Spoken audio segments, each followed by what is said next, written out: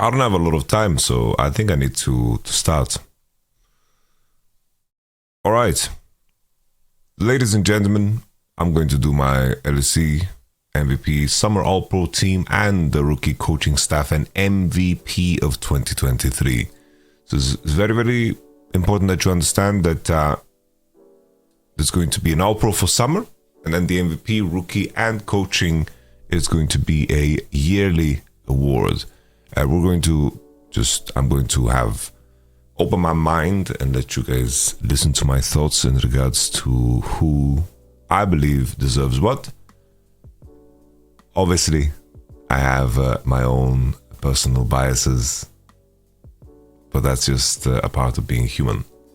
I will, of course, focus on gameplay, because gameplay is king, and that's the information that we have, available to ourselves. So let's rock and roll. For this vote, you should only consider performance of a 2023 summer split. Staff should take into account the whole year leading up to this point, meaning all three splits: winter, spring, and summer split. Please express 3 different names for each preference. If the same name is voted more than one time, instead of 3 different names in order of the preference, the second and the third vote will be invalid. So I can vote in a way where my second and third, I just, kill the vote, right? After you have submitted the ballot, you will receive your responses via email. This email will also include a link to edit your responses. Okay, that's whatever. All right. You should vote for the players who you consider to be the best 3 players in each position. I think that's very strange. That's never how I've done in all-pro voting, because if it comes to players, like if I'm supposed to vote for players that I think are the best, it might be very different from who has the best performance. Nevertheless, I started filling this in a little bit before the finals was played, but I'm not sure if I have the same thought process. So I put BB first. I think that he's been the most consistent. I think that he plays tanks well. He plays carries well. You think of the Renekton. Sure, his Jax lane phase sometimes leaves a lot to desire, but when it comes to it's like the stable top laner, the most solid top laner in Europe is BB. Not that it matters, but I feel like he transferred some of his MSI performance, and I think that BB is the most flexible top laner. Because in contrast, right, Odoamne had some very, very good Rumble games, but then after that, I feel like his champion pool definitely took a hit. Like he had the Gnar, he's picking Gnar into Jax, and then it prompted the Jax ban. Small details like that, where Odoamne is lacking. He also, showed a decent Poppy performance. I think that's good. But I think in terms of Odoamne sometimes getting caught on site, I think this is what kind of, what I would feel as criticism towards Odoamne and why he wouldn't be a first top laner. Oscarini, for me, I put third. He's had some very, very bad games, but I think the majority of games he's been very, very good. I think that he put Chase in a dumpster. I think that he had a good Rumble. I think that he had a very, very strong regular split too, and I think that matters. I think Oscarin, even though he's had very, very low lows, I think that he, most of the time, had pretty damn high highs. And I think that Oscarin was a solid top laner throughout summer. Other names that might be considered right is Irrelevant. I think Irrelevant has arguments for himself. I think Irrelevant had some fantastic series, especially against Fnatic, right, where he played Gwen. I think that in regards to how many volumes of games that were great from Irrelevant, I don't think that he has the volume, because SK was so up and down, and they were really, really on the low, and I don't think that there was enough volume of games for me to justify putting Irrelevant over Oscarini, even though he put Oscarini in a damn dumpster, right? But then the second matchup played out a little bit different, and that matters too. The man who can't even play Jax is second how? Well, who else can play Jax? That's the thing, right? It's like, I think most of the other players, besides maybe Irrelevant, their Jax is kind of fake in my mind.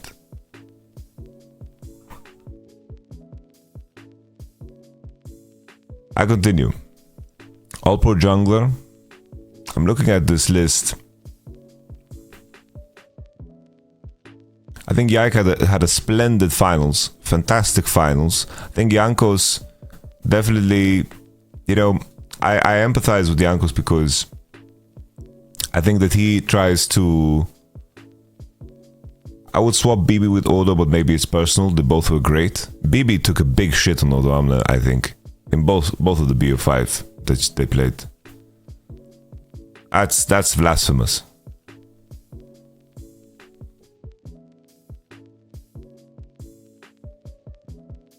Because my argument against Odo Amne, like my argument against Irrelevant, and also Finn for that matter. I think Finn is the name that comes to my mind when it comes to top.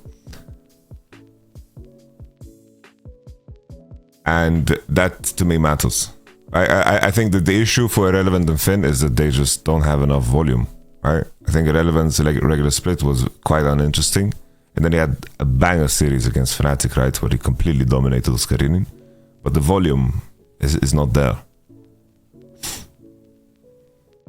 And that's like the pain point of the format, right? Is that inherently there's going to be players that play less. And there's going to be players that play more. Even though I think after regular split, I think Finn was a gangster, but the stars just sucked ass. In regards to other top laners like Photon, Chasey, Adam, I think they were all quite bad this split. Quite bad. Abby is the last one, right? Trying to think if there was someone we didn't remember, like Shigenda as well. I think Shigenda, strong laner, but then in terms of how he converts and how important he is in terms of the leverage of pressure on the map, I think he just doesn't know how to convert his positions at all.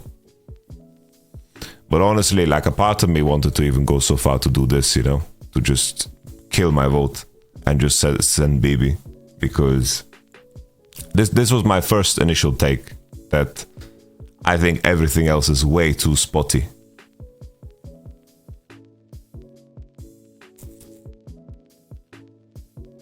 Because everything else is so spotty, you know.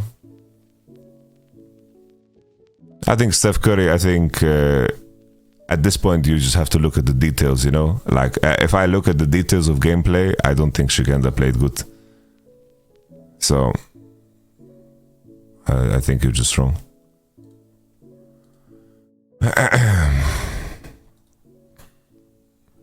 Jungkook, you know, I kind of liked Razor this year. I think Razor against Team Heretics was super good. I think his regular split was super strong. I think that Fnatic's Resurgence, I think, was also super good. And I probably would put Yike over Jankos after this. And then the main question is if I would put Peach over Jankos. Because this is where I'm thinking should be the change up. I think Yike, the issue for Yike was that I think that he got away with a lot in the regular split.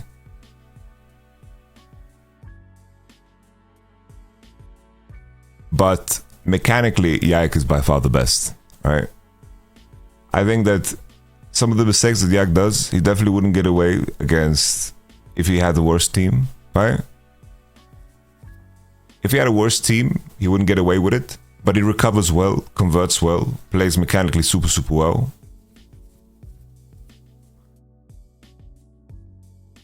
The main, I guess I should just elaborate on my arguments for Razork. I think Razork was really pieced together the strategy of Fnatic, I think, in regards to setting up both Humanoid and his bot lane for success. I think that he was very sharp at building advantages, and I think mechanically he performed well, and he was very good at snowballing leads. Didn't look Yike really good in BO3s as well. I think, like for example, the first series against XL was kind of a poor series from Yike in my opinion. Alright, but you know, if this was a list for who's the best jungler in Europe, then you know Elioya would be in the conversation, Yike would be in the conversation. You know, am I making a roster tomorrow? Maybe things would change, right? But this is just looking at the volume of games and piecing that together. And I think without all that being said, I have to, I think that all in all, right, I think I have to let Peach edge out Jankos in this one, because Peach, I think, even though, yeah, he was getting caught left and right, in a lot of the games, I think that his improvement was so rapid, and he, in the end, he made Excel very, very competitive, because the main question was like, oh, Limit and Patrick are performing super hard.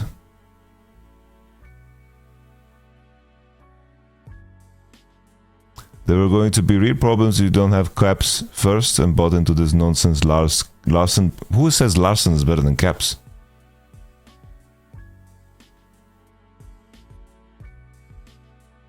Who said? Rich says it. Jesus. That is delusional. That is turbo delusional. That is a crazy take. Alright, let's go to mid. Caps is obviously first. Caps is such a strong laner. The best player in the league next to Mickey in terms of converting positions. Right? In terms of converting positions, I think he was insane. There's a lot of chatter about Larson. It's like Larson had a good week 3 in regular split. Had a good week 3 in regular split.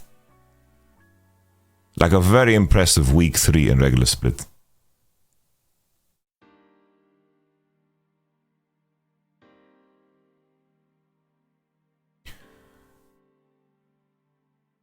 I don't agree that Cap's form was shaky. I think it's like, even if you look at Caps versus Larson, the game, sure, he was playing OP Nico, but he rolled him up in the blunt.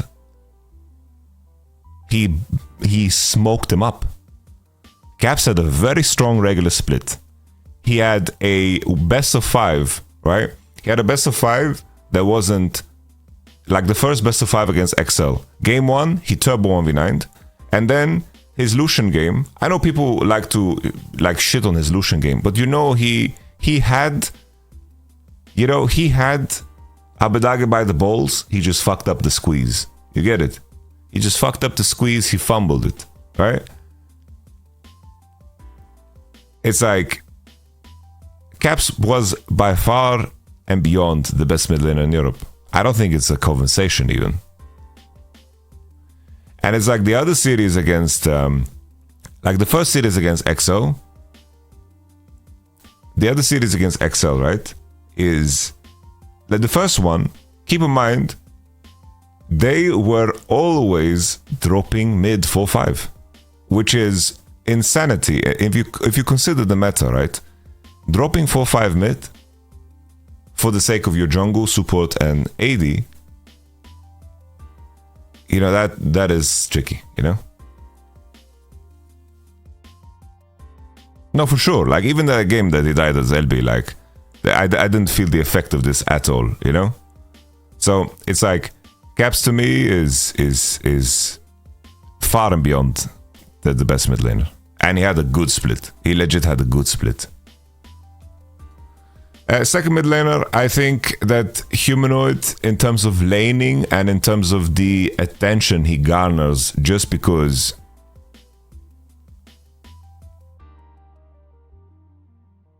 by far he definitely is best mid, but it's just I wouldn't say we have great mid in comparing Asian region. What do you mean? You're the guy who said that you would put Odo Amne over BB, right? Well, once again, I don't know how comparing Caps to Knight and Yagao is a part of the conversation. I'm comparing Caps to other EU mid laners, and there I think Caps is by far the best one. I'm not saying he's the best mid laner in the world. Yeah, okay. What you want to make a list of all of the Asian mid laners that smoke him? Yeah, it's a long list. Humanoid is second to me because I think it's like He's the reverse of Veteo. Like the attention that Humanoid gathers from enemies just because of his reputation is insane. And he farms so well on side, he pressures so well on side, always finds big CS numbers. Like, even though people have him in the scopes, and I think in terms of, you know, leveraging his gold, I feel like that is, like, in terms of fighting, I feel like Humanoid is like the best player, one of the best players when it comes to just swinging his gold in the face of the enemies, you know? It's like when he hits 2 core, 1 core, 3 core on his Jace, you fucking feel that shit, you know? Now the main question here, I put Veteo before. It's like the main question here is it correct for me to put Abadage over Veteo? That is like the main question. There's also an argument for Niski, right? I think Niski was pretty decent, but Mad Lions was such a dud that, you know, it's terrible. I think Veteo... The main reason I want to put Veteo over Abadage is because I think Veteo really helped Team Heretics get to the line which was their peak. And Abadage started having some decent games where Excel already got over that hurdle due to how well Limit and Patrick played. I think without Veteo, Team Heretics wouldn't get as far as they did, and he had a very good read on the meta, played the LeBlanc and the Kaiser, and I think for a long time Abadage was straight up a liability.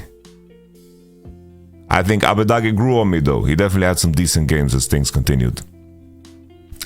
All Pro Botlaner, I think Hansama first. I think it makes sense, you know. Sure, he overpushes sometimes, but I don't care too much, honestly, because I think in terms of the end line, right? The end line of output when it comes to lane phase, and also output in terms of gameplay, and also additionally, it's like they're taking fights, and that he, you know, unleashes, and that's it, you know. It's like he takes fight, unleashes. It's not like he's getting caught in mid too much, you know, and shit like this, you know. Like, I think Hansama is by far and beyond the best performing AD in this summer split. Second, I would say Patrick. I think Patrick was insanely essential for XL. I think Patrick and Limit were super good. I think that what really hurt Noah was the patch shift. I think that Noah, it's like Noah without Aphelios and without Zaya definitely looked quite lackluster, because he was moving in the direction of Zeri, and they figured out the power of Varus very late, right? So I think that's where Noah loses a lot of points. He had a very strong regular split, but let's look at some of the other names, right? Upset no, Akoba no, Exakick no, Crowny no, Comp, Karzi. Karzi maybe, but he can't be there, right? Flacked maybe could be the fourth guy, but it's like in the end, Flacked doesn't have a conversation with the rest, right?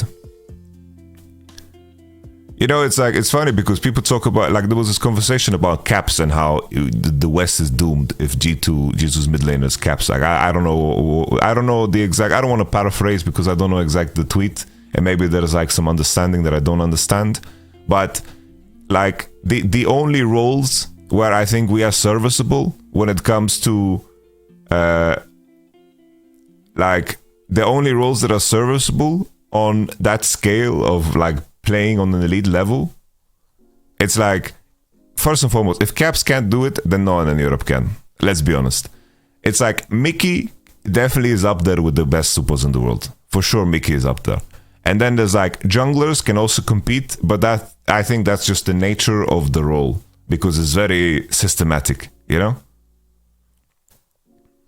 But it's like, if you want to look at ADs, and for example, we have Hansama, Patrick, Noah, and then the enemy team is sending Ruler, Gala,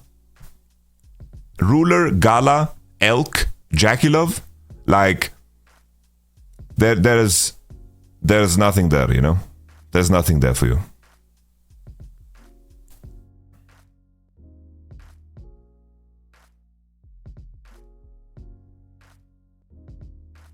So, okay, Mickey, support. Number one. I think Mickey is my MVP. Mickey is my MVP. I don't think anything needs to be. Mickey is my MVP. Mickey is my MVP. So the biggest gap is on AD and mid. I think there's gonna be a gap wherever the meta goes. You know, if there's going to be a top centric meta, there's gonna be a gap in top. You think Bin and 369 is not gonna fucking sister fist every top laner?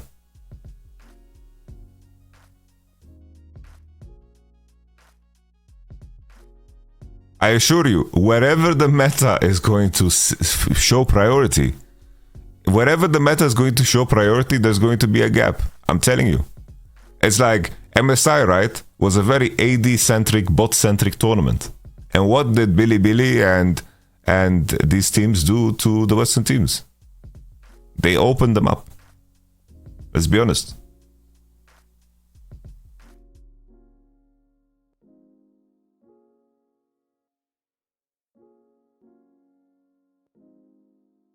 I think that the take that biggest gap is definitely top in terms of talent. I think that this is untrue, but I think the issue is that Bwipo and Wunder are not playing. Like Bwipo and Wunder are just not playing right now. If we had Bwipo, Wunder, and BB fielded, I don't think the top would be that much worse than other rules.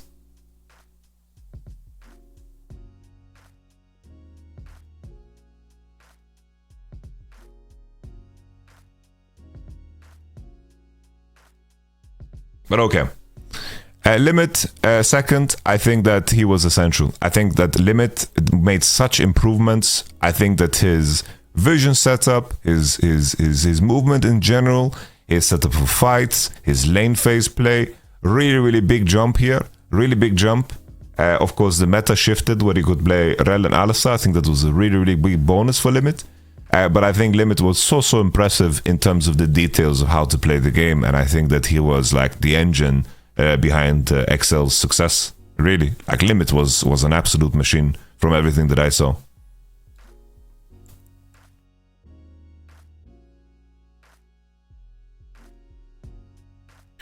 My point once again, it's like I don't think that top lane. Sure, it's like Oroamne and Oscarini being here.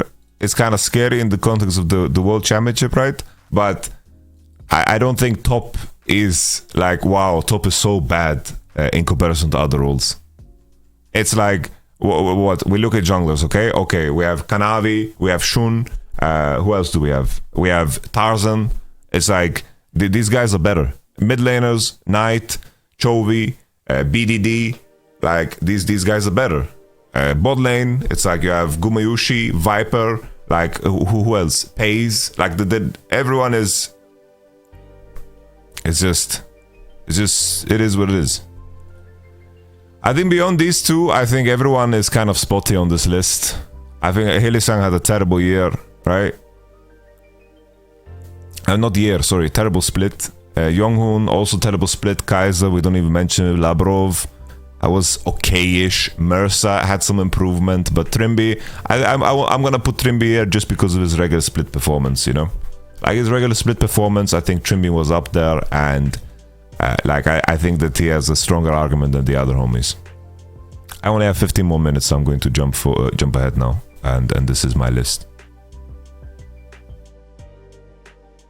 Trimby is third because the rest of the options are bad, but Trimby has an awful year and an awful summer playoffs. Yeah, I think Trimby didn't play that great in playoffs, for sure not.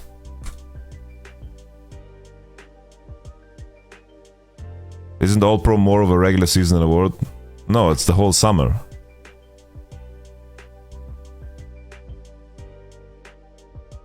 Wait, what the fuck did I just do? I just doxed my email. It's fine. Alright, MVP is what you consider to be the best LEC player. Your vote shouldn't be based on popularity of said player. Aside from gut feeling, try to take into consideration several other factors such as resilience, individual influence on team performance, stats. I don't know, some of this shit is like written in such a way it's kind of clapped. But it is what it is. Well, honestly, I really want to do this. I want to do this. And I will just kill my vote. I will kill my vote for everything else, because if Mickey doesn't get it, I'm killing my vote for everything else. Because if Mickey doesn't get it, I think it's troll. So this is the whole 2023. This is all of 2023. Think about the teams, okay? Think about the teams, right? Mad Lions. Mad Lions had a terrible summer split. That like disqualifies them already, most of their players. Even though like Hilly could maybe have an argument or whatever, you know? Viteo only played summer, and no Team Heretics players qualify. No Vitality players qualify. Maybe Jankos. Jankos could be my second, right? Jankos could be my second. I can't vote the same name 3 times. In what world has Hilly an argument? Yeah, you forgot spring. You forgot summer. I mean, you forgot spring and winter. Caps had a terrible spring split. By like, he didn't have a good. Like, Hillisang hard fucking carried the shit out of winter and spring. Honestly, Razuka and Noah are pretty valuable to Fnatic though. But this is a whole year award.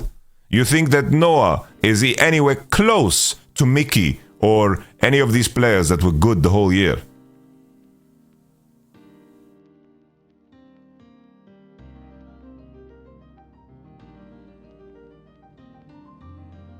Bro, Mad Lions won a finals and took second. You know, if they had a solid summer split and they were competitive and they played the finals against G2, you would fucking ring a completely different tune, I assure you that. When Hilly was 1v9 in games on Rel before this champion was reworked, then yeah. But that's the whole caveat of what I said, right, Grumar? I said, if they didn't suck ass in summer, there would be arguments for Elioya and Hilly. But then you said, Hilly? Really? It's okay. I will just ignore the audio of a message from now on. I think this is the way to do it. I will kill my second vote, third MVP vote. I think probably, if I want to be fair, I would put maybe Jankos here. I think Jankos would be here. I think BB was pretty consistent throughout the year. I think Yike, a lot of his weaknesses were hidden by the fact that he has a great team. But like, who am I to fault him? I think Crowny is a good one too. Crowny could be one, yeah. I think Crowny, like I think that if it wasn't for Crowny, I think BDS would be a shit team. So it's like, probably if there's anything, right? It'll be like this. This would be legitimate. But I'm not taking any risks here.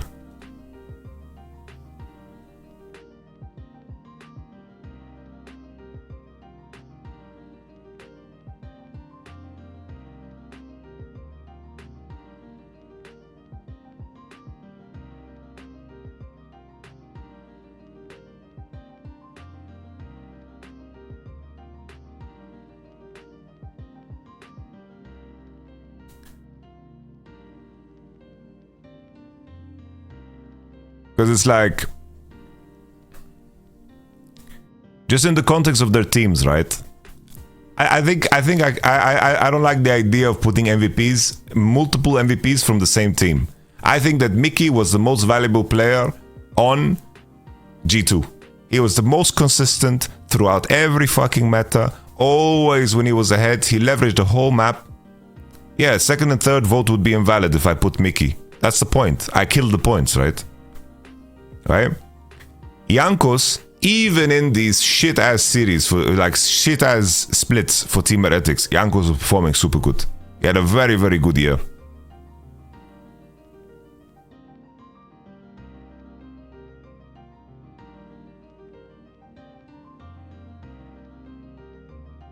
I think you guys don't understand the award, so it's fine.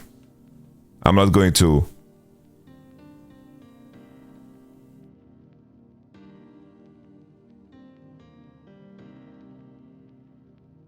It's just...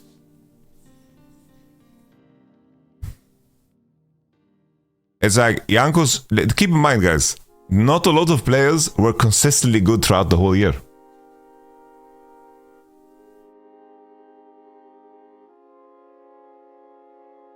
I'm done. Let's see what rookies are there even. Alright, so Yike is 100% rookie of the year. There's not even a question. It's like Chasey had that one good split, right? Where he dominated. Exakick was decent for some time. Jack Spectre got replaced. 113 is not it. Bo is not it. Chasey, I feel like his summer killed his chances here. Oscarinin only played some spring and summer. Now the question is, was Chasey's spring better than Oscarinin's summer? Because Oscarinin's spring was similar to Chasey's summer. Shio also had a good spring, right? No, Chasey's spring was for sure better than Oscarini's summer, by the way.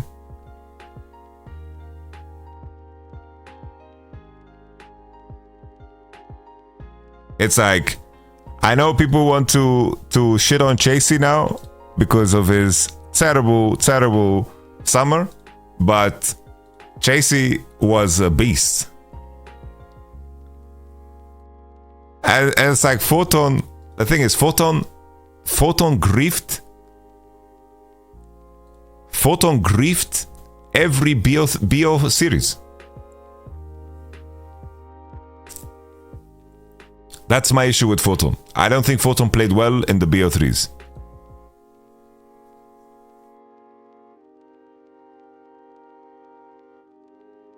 Peach brought the 10th place team to finals.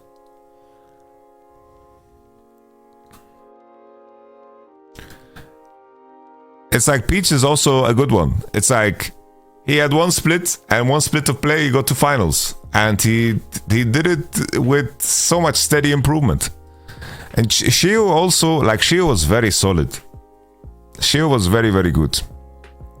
Now Rookie 2 and Rookie 3 is not so easy, honestly. I think Yike is undisputed, that's for sure.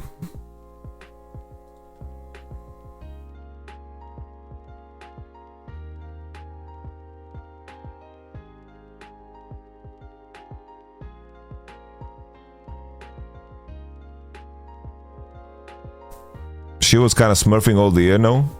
I don't know how much she was smurfing all of the year.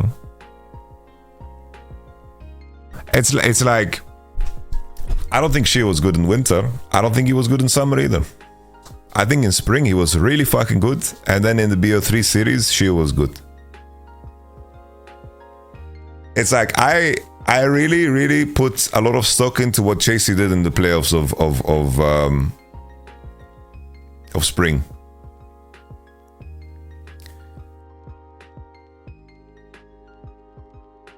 And then additionally, I think that Peach, it's like the fact that he only played one split.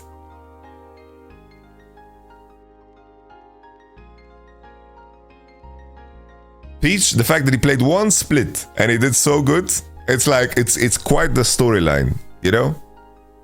Not in the sense that, wow, it's a cool story. More it's like, wow, it's an impressive feat, you know? It's something to brag about.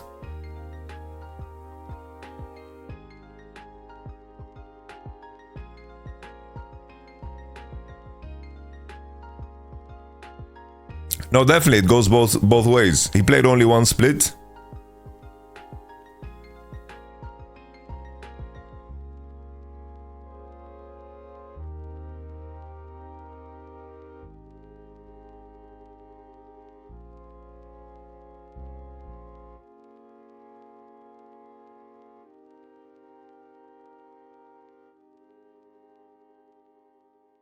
I think I'm happy, guys.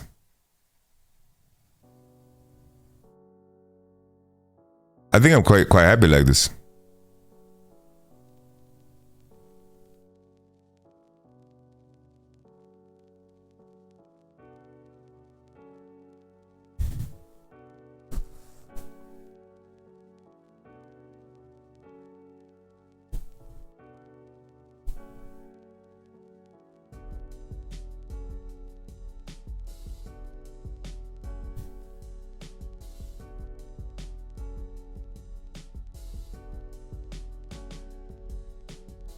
It's like I'm reading through the voting rules. Please express 3 different names for each preference. Wait.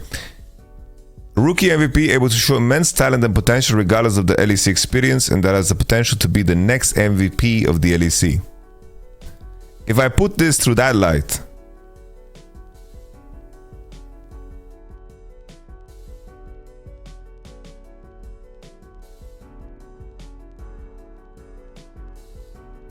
can't justify Peach with only 1 split IMO. It's like the only person that has MVP potential here in my mind is Yike, so, or maybe like Photon. Noah is not a rookie. It's funny that a lot of people, they think Fnatic invented Noah. They made him in the lab.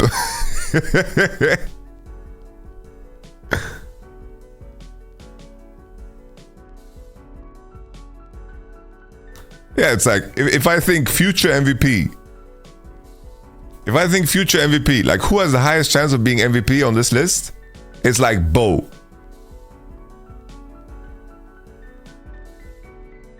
It's like Bo. But how can I put Bo here?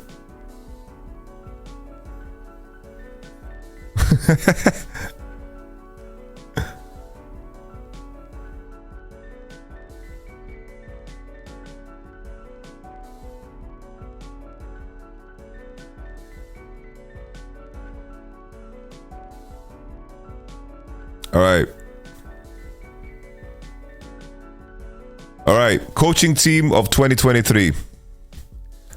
Honestly, it's like, even though XL switch things up later on, is like their improvement in summer alone is like immense. The only question is, it's like, if I put the whole year into perspective, obviously XL has no business there. It's like, what am I giving this? Am I 33% voting on Youngbuck and the efforts of what's his name, Nelson, getting 10th place in winter? If that's the case, then there's only one team that belongs here, and that's G2. Right? It's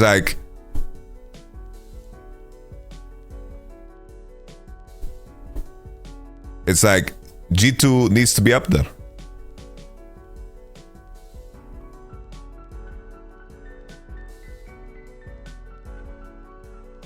I need to give props to XL, because at least my view of XL is this is a well-coached team.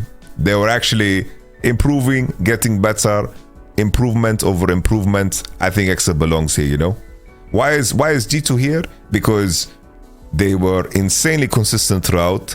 I think it's very clear that they have really good direction in everything that they do when it comes to the team's improvement. I think that if you watch League, you can clearly digest, you know, what G2's actively trying to do to improve as a group, you know. Like if you have the contrast of G2 versus Mad Lions. Mad Lions is a team that is trying to survive and piece everything together with flex tape. And when they are floating, they are doing fucking good. While G2 is this robust mountain that sticks out of the water, you know?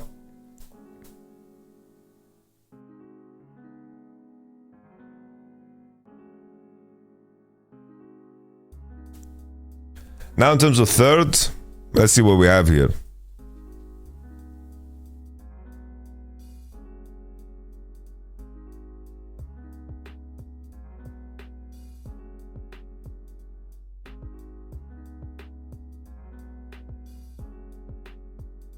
It's not Astralis, it's not Koi.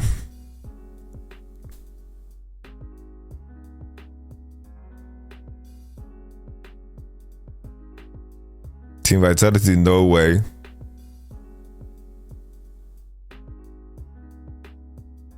SK somehow made it into top 6. SK somehow made it into top 6. BDS is like, bro, if I could vote Crowny here, I would put Crowny here. I give most of credit of BDS to Crowny.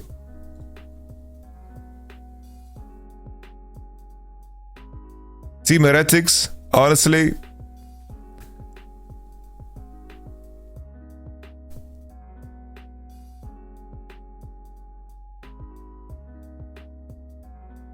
I can't put Team Heretics, man.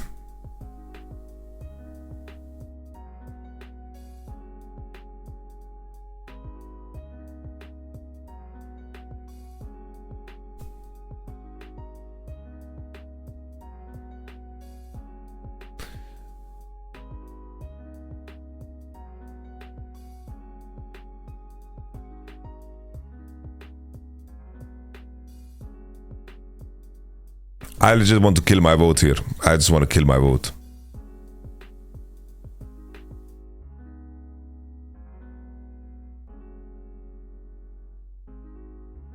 I'll just kill my vote. I don't think anyone else belongs here.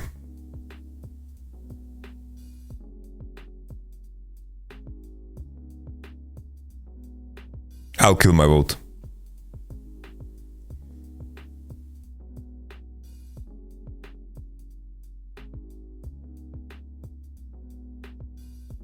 I'm killing my vote.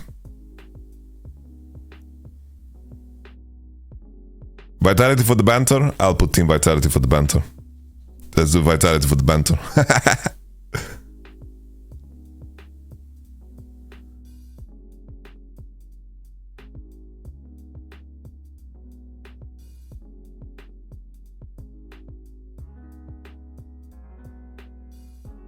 All right, homies. It's been a good time, yeah? I did my LEC voting. I actually have to go and do a meeting. Tomorrow the streams will resume. I will check if I'm gonna co-stream. I'm probably gonna co-stream all of the LCK, yeah? I'm gonna co-stream the LCK. And I'm going to co-stream LCS. And it's gonna be a good time, guys. It's gonna be a good time. But I have to go catch a meeting, yeah?